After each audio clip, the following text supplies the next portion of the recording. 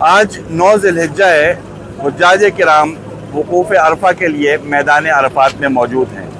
میرے عقب میں آپ مسجد نمرہ دیکھ سکتے ہیں، جہاں حجاج کرام ظہر اور عصر کی نماز قصر اور جمع کی صورت میں ادا کرتے ہیں۔ حجاج کرام آج سارا دن وقوف عرفہ کریں گے، یعنی عرفات کے میدان میں رہیں گے۔ جبل رحمہ پہ جا کر دعائیں کریں گے۔ غروب سے کچھ دیر قبل حجاج کرام، یعنی عین غروب کے وقت حجاج کرام مزدلفہ کی جانب روانہ ہو جائیں گے، جہاں مزدلفہ میں وہ ساری رات قیام کریں گے، رمی کے لیے کنکریاں چنیں گے اور فجر پڑتے ہی مینا کے لیے روانہ ہو جائیں گے۔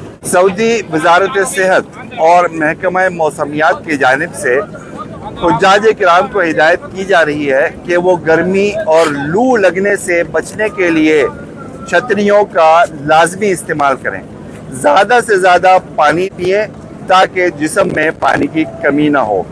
بلا ضرورت باہر نہ نکلیں، دھوپ میں سائے کا انتخاب کریں، سائے میں بیٹھیں تاکہ کسی قسم کی صحت کی پریشانی کا سامنا نہ کرنا پڑے۔